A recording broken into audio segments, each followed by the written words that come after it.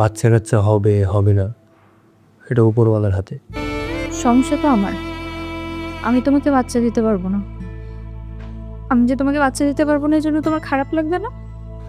কখনোই।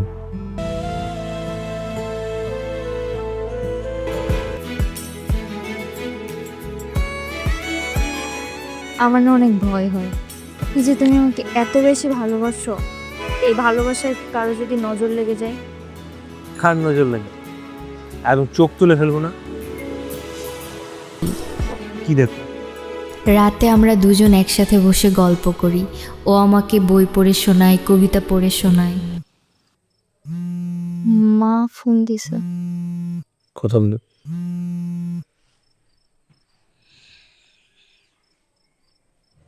আসসালামু আলাইকুম আম্মা। আম্মা, আপনার শরীরটা এখন কেমন আছে? আর আমার শরীর, শোনো মা, আমি বলি কি, তুমি তামিমকে একটু বোঝাও। তুমি বললে ও রাজি হবে, ও আর একটা বিয়ে করুক। না না আম্মা, এটা আমি পারবো না। এটা আপনি কি কথা বলছেন? হ্যাঁ, আমি ওকে হারাইতে পারবো না। আপনি আমার সংসার ভাঙার কথা বলছেন। ও অন্য কাউকে বিয়ে করবে আর আমি ওকে রাজি করবো, এটা কখনো হয়? আমি পারবো না আম্মা।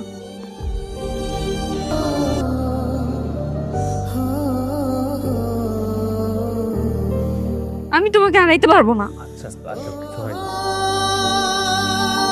সেদিনের পর থেকে আমার শাশুড়ি, ভাসুর, যা সবাই আমাকে আর তামিমকে নানাভাবে বোঝাতে শুরু করে।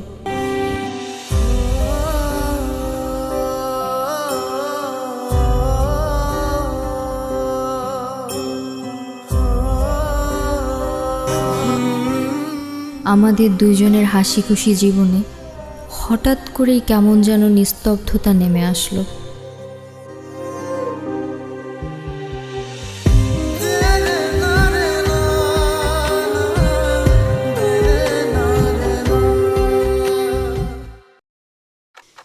বিয়ের কাজ শেষ, সবার মনে আশা পূরণ করে দিয়ে আসলাম।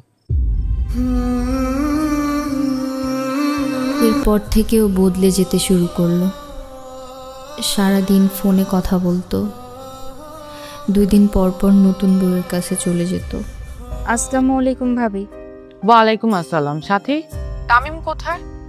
মা, ওর কি কাণ্ডজ্ঞান নাই? হ্যাঁ, ওর বোর ডেলিভারি টাইম চলে আসছে, ওকে নিয়ে ডাক্তারের কাছে যেতে হবে। ওকে এই কথাটা ভুলে গেছে?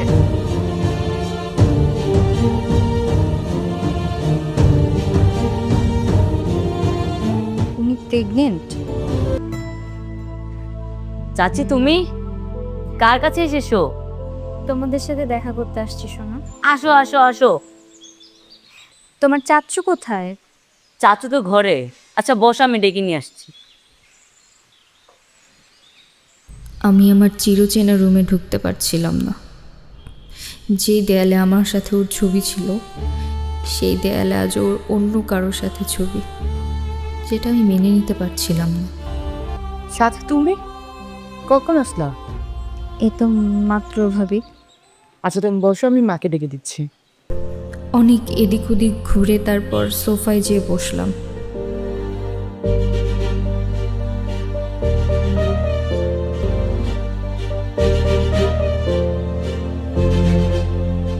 আসসালামু আলাইকুম। যাদের সাথে আমি 10 বছর ভালো মন্দ সময় পার করেছি, সেই মানুষগুলো আজ আমাকে এড়িয়ে যাচ্ছে। কেউ তেমন কথা বলছে না। মনে হচ্ছে আমি কোনো অপরাধ করেছি। তুমি হঠাৎ এই বাসায়? নামকে দেখতে আসছি। কিছুক্ষণ পর ওর বউ আসলো রুম থেকে, 6 মাসের বাচ্চা কোলে নিয়ে। বাচ্চাকে ওর কোলে দিল আর ওর পাশে বসলো ওর বউ। কথা বলতে বলতে বাচ্চা নিয়ে খেলা শুরু করলো। 3 জনের মুখে আনন্দ, সুখ, শান্তি স্পষ্ট দেখা যাচ্ছিল। কি সুন্দর একটা মুহূর্ত তাদের। সেদিন আমি আমার স্বামীর চোখে কোথাও নিজেকে খুঁজে পাইনি। আমার 10 বছরের সংসার জীবন কম পড়ে গেছে তাদের এই 2 বছরের সংসারের কাছে।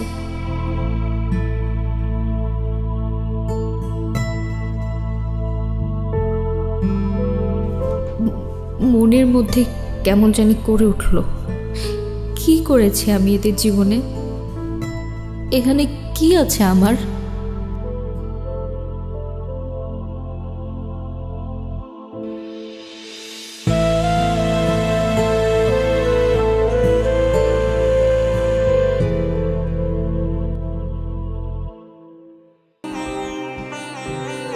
চাচি চলে যাচ্ছ?